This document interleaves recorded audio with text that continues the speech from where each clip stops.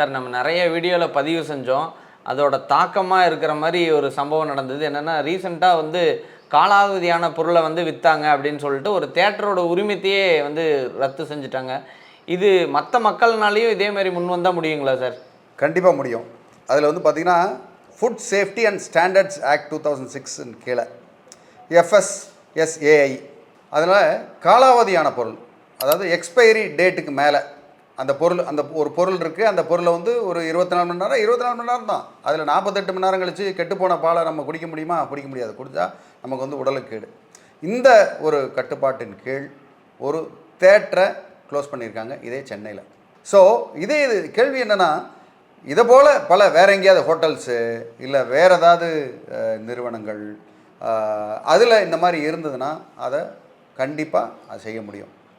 இந்த தகவல் வந்து நீங்கள் வந்து ஒரு கம்ப்ளைண்ட்டாக நீங்கள் போட்டிங்கன்னா விசாரணை நடத்துவாங்க. விசாரணை நடத்தி இந்த சம்மந்தப்பட்ட அதிகாரிகள் வந்து அந்த நிறுவனத்தை சீல் வைக்கிறதுக்கான வாய்ப்பு வந்து அதிகம். இன்ஃபேக்ட் சொல்லப்போனால் ஹோட்டல்ஸில் நம்ம போகிறோம், ரெஸ்டாரண்ட் போகிறோம், அங்கே வந்து கழிப்பறை இல்லைன்னா ஒரு கம்ப்ளைண்ட் கொடுக்க முடியும். அது எத்தனை பேருக்கு தெரியும்னு தெரியல.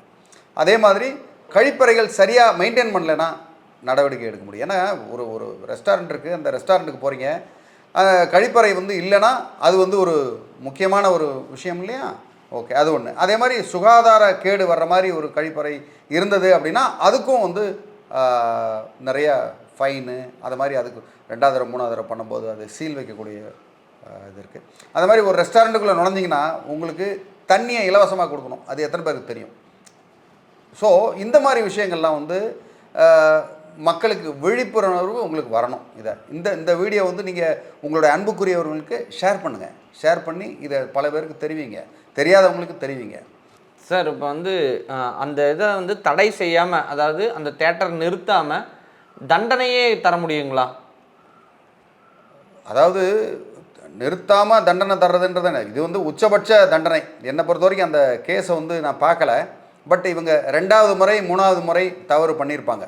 ஸோ இவங்களுக்கு திருந்துறதுக்கு சந்தர்ப்பம் கிடைச்சும் கூட அதை திருந்தாமல் விட்டதுனால தான் அவங்கள க்ளோஸ் பண்ணியிருப்பாங்கன்றது என்னோடய அபிப்பிராயம் இந்த இடத்துல. இப்போ நீங்கள் முன்னாடி சொன்ன மாதிரி ஹோட்டல்லாம் வந்து கழிப்பறைகள் இல்லை அப்படின்னா க்ளோஸ் பண்ணலாம் அப்படின்றத சொல்லியிருந்தீங்க. இப்போ நிறையா வந்து சின்ன லெவல் ஹோட்டல் நிறைய இருக்குது சென்னை போன்ற நகரங்களில்.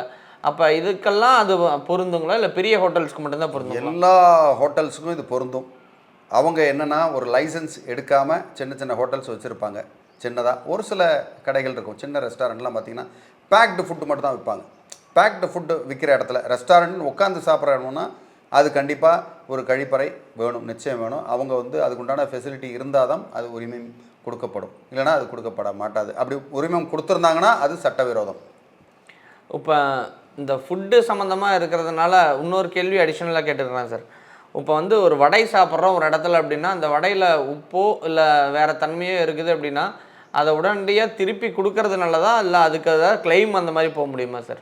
கண்டிப்பாக கிளைம் போக முடியும். அந்த உணவுப் பொருளை ஒரு கவரில் போட்டு கொடுத்து இதை வந்து லேபுக்கு அனுப்பிச்சு அதில் வந்து என்னென்ன பொருட்கள் சேர்க்கப்பட்டிருக்கு அப்படின்னு நீங்கள் ஒரு கம்ப்ளைண்ட்டாக ஒரு ரெஜிஸ்டர் பண்ணிங்கன்னா அது கன்சியூமர் ஃபோரம்லேயும் நீங்கள் கம்ப்ளைண்ட் கொடுக்கலாம். அதே மாதிரி இந்த ஃபுட் சேஃப்டி ஆஃபீஸருக்கும் நீங்கள் வந்து ஒரு ஹெல்த் டிபார்ட்மெண்ட்டில் நீங்கள் கொடுத்துட்டிங்கன்னா இவங்க பேரில் நடவடிக்கை எடுத்து அதுக்கு துரிதமாக உண்டான அடுத்தடுத்த வேலைகளை அவங்க செய்வாங்க. அதுக்காக நம்ம போகிற இடத்துலாம் டீ கடையிலையும் ஒரு சாதாரண ஒரு பெட்டி கடையிலையும் போய் நம்ம பண்ணுறதுன்றது வந்து அது சிறந்ததாக இருக்காது.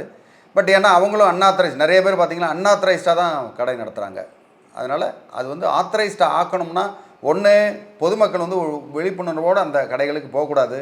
அப்படியே நீங்கள் வேறு வழி இல்லாமல் அந்த இடத்துல வேறு கடையே இல்லை அப்படின்னா அங்கே போனீங்கன்னா அதில் ஏதாவது புகார் இருந்ததுன்னா உடனே புகார் தெரிவிக்கணும்.